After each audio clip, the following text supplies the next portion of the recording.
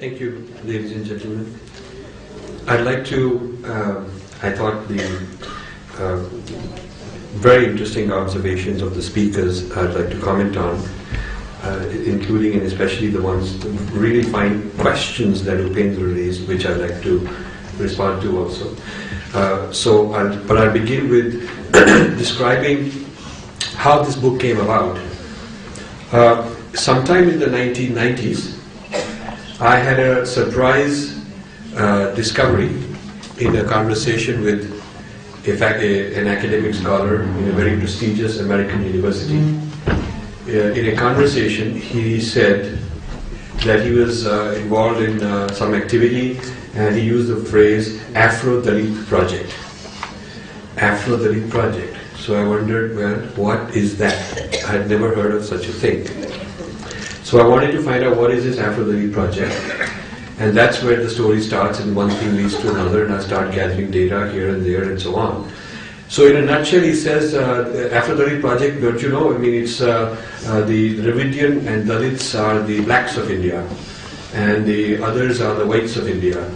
And the race relations that we've had in the United States of whites and blacks has been playing out in India, except they don't know it. So the Afro-Dalit project is to empower the people who ought to be the blacks of India in that frame. And so I was very surprised that somebody would do that, and I said, who's involved, how many of you are there? I thought maybe there's one crackpot, but it was a big organization. So I went to his office and I saw a map which had India broken into Dalittstan, Dravidstan, Mughalistan, and so on. And that is the map on the cover of this book.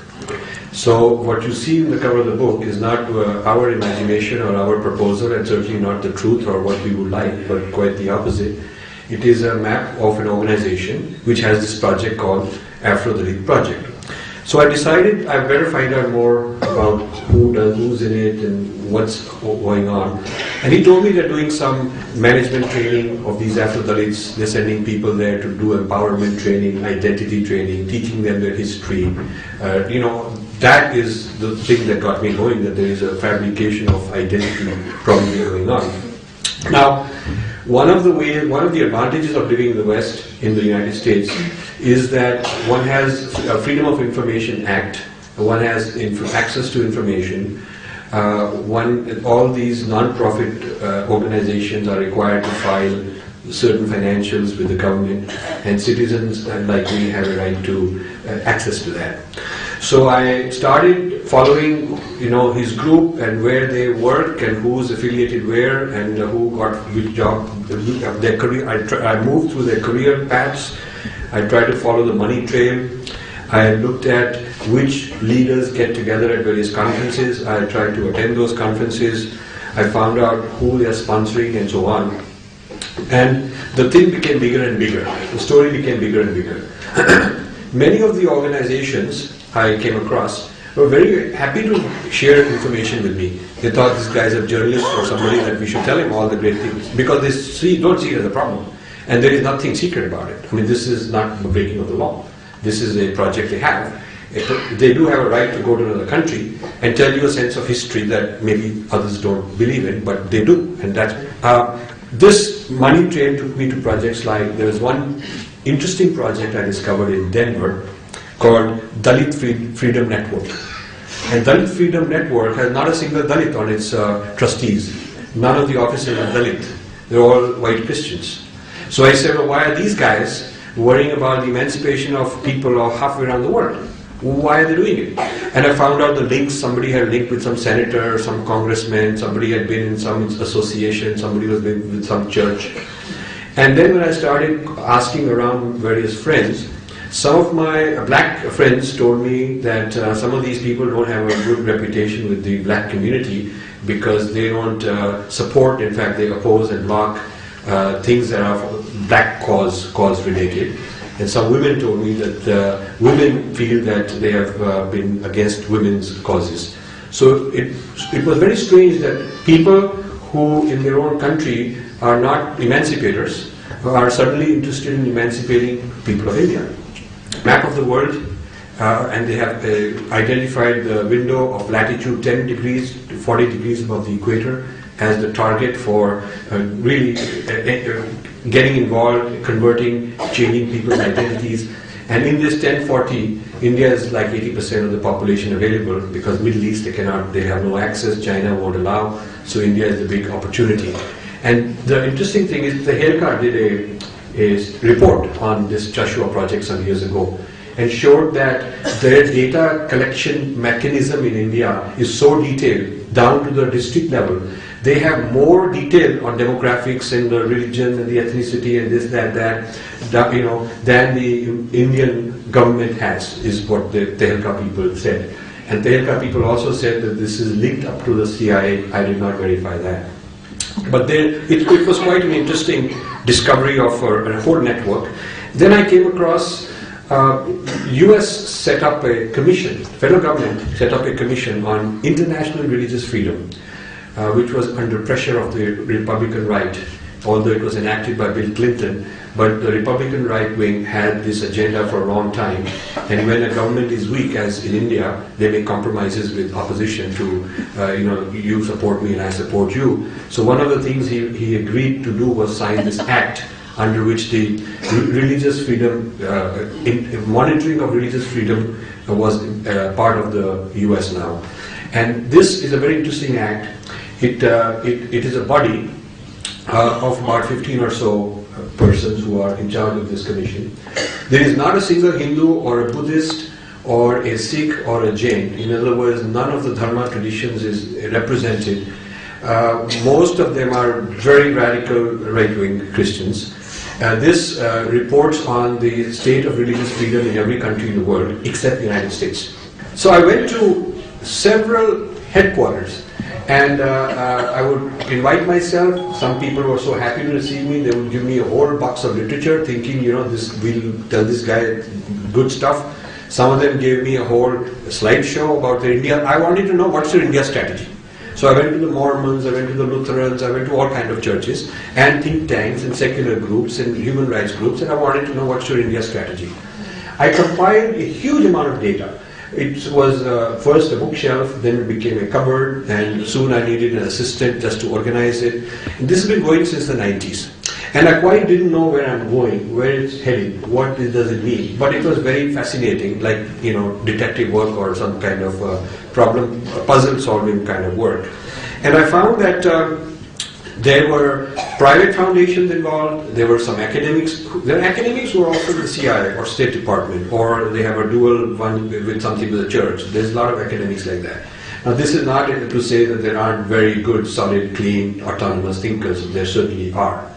But to one of Upendra's points, when you do an investigation on a problem, you naturally focus on the problem. I mean, if you do an investigation on some epidemic going on, you don't look at how many people are healthy, you look at how many diseased people there are. If you look at a problem on corruption, you don't say, well, let's make a database of all the honest people just to make sure, we're giving them credit. You have people in the United States on a large scale study India. Who studies India? What are they looking for? What is the output? What is the strategic value of the output? How much money is being spent? Where does this money come from? This is what I want to study. Now, one of the things that inspired me to make it systematic is that China does a report, an annual report. Japan does an annual report on the state of China studies in the United States and the state of Japan studies in the United States respectively. They do a report. The government wants to know, what are these few thousand scholars studying us for, and what do they produce? So we know where to intervene. We know how to equalize the debate, not censor, not deny them freedom, not tell them to stop. But we ought to know what they are doing, so we can also have our delegations go there and make counter-arguments. I'm the only person who has gone to this, there's something called South Asian Studies Conference for 35 years in Madison, Wisconsin, to buy all the proceedings. And they wanted to know, nobody ever wanted to buy all the proceedings. Usually you get proceedings for the year that you've been. So they were just worrying, who's this guy? So I said, I just want to study the conference series over 35 years. What topics are presented, what topics are not presented, who are the speakers, who are the your panelists, where is this discourse. So through various means I managed to get, like, I think except for 2-3 years I've got all of them.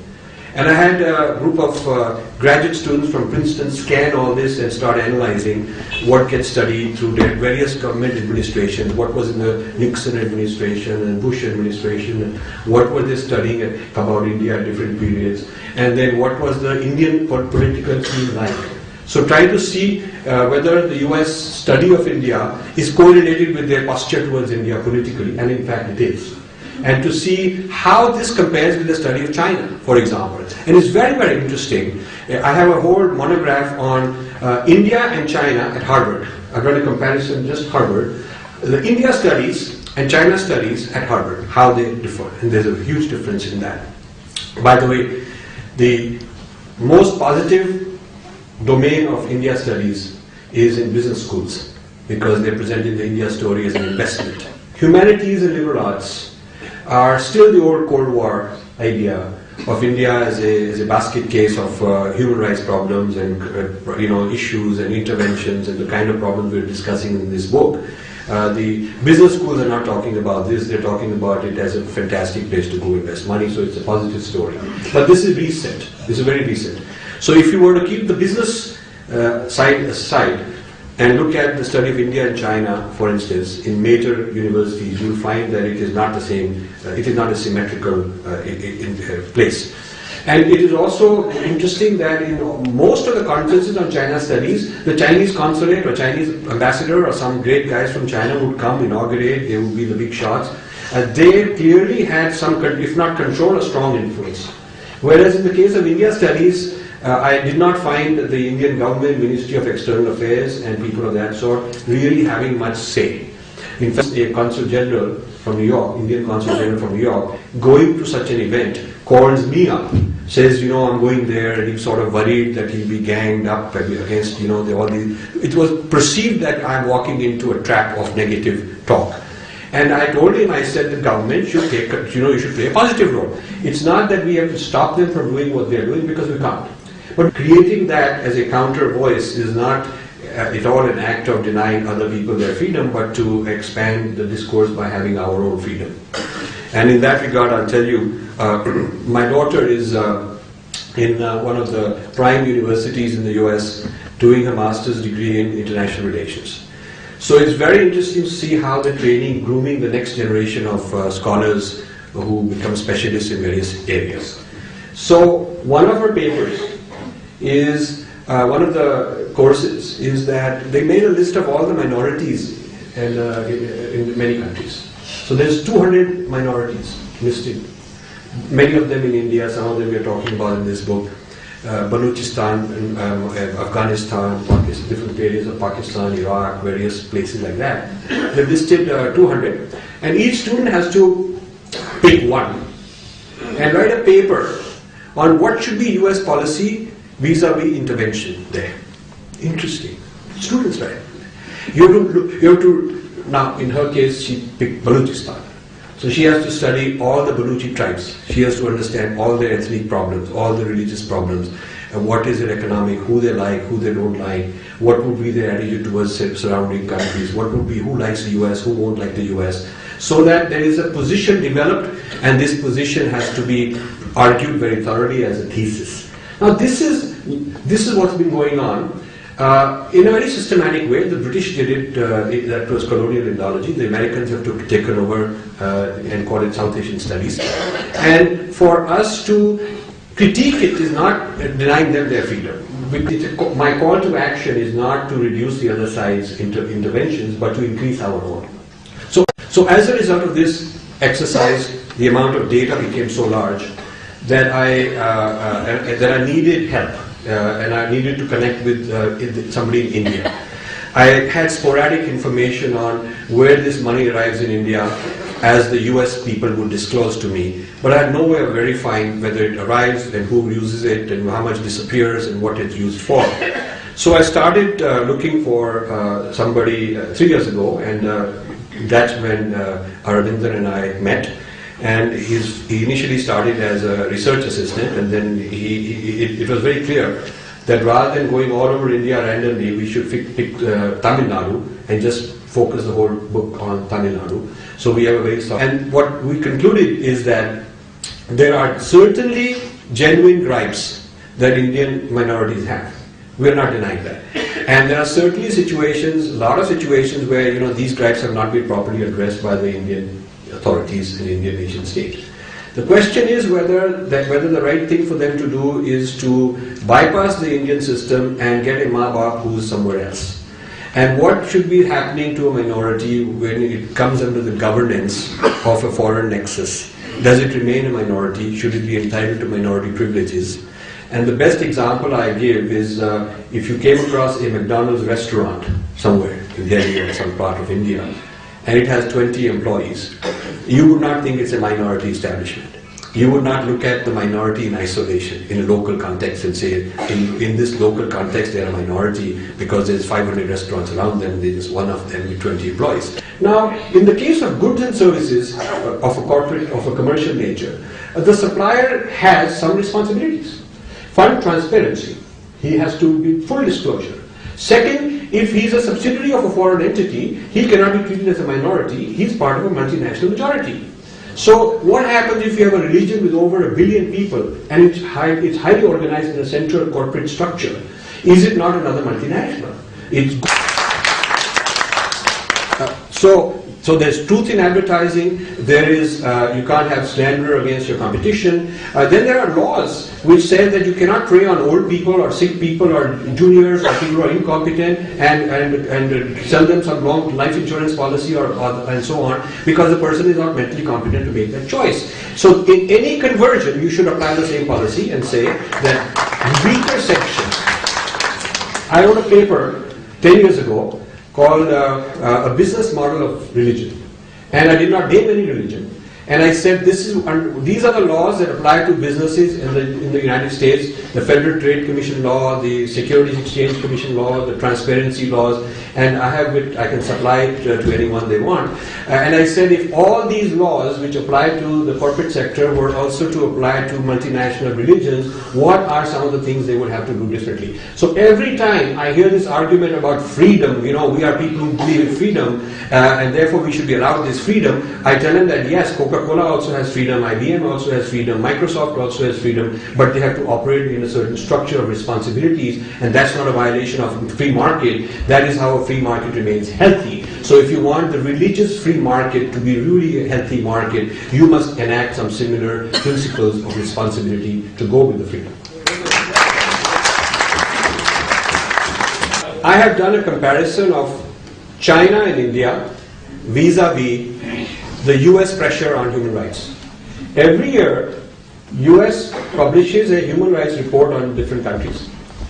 Within 10 days, China publishes its report on the US human rights. Within 10. They have a machinery. They have a machinery. Professionals in the study of India. I guess. And people have no clue. This is how it is. People have no clue. But the China analysis annually on the state of China studies in the United States tells you there's so many thousand people, they're allocated in these topics, they study this, some are here, some are there. It's like they're really doing their mapping. They're studying them and they're studying them. They're both studying each other. Without implying there's a conspiracy against us, we can just look at the pattern that exists with respect to other countries. Certainly, the Americans are not dumb about all that. I mean, maybe they cannot implement successfully, but they're trying and they're spending tons of money in all these other countries where there's trouble to make sure that they got a relationship with this tribe and this leader and that. Now in Egypt, whatever is going on, the US is involved. It has both factions. It is not speaking with one mind. There is the pro-Mubarak and the anti-Mubarak. Both are part of the US, and it may go one way or it may go the other way. So this, I think, responds to, I hope it does to some extent, to the issue of whether this book will curtail freedom of speech, because I hope it won't. I hope it will trigger new kinds of speech from an Indo-centric point of view to counter the Eurocentric point of view, so that, like there's a China-centric point of view today, there's a France-centric, there's a Russia-centric, why not also an Indo-centric point of view?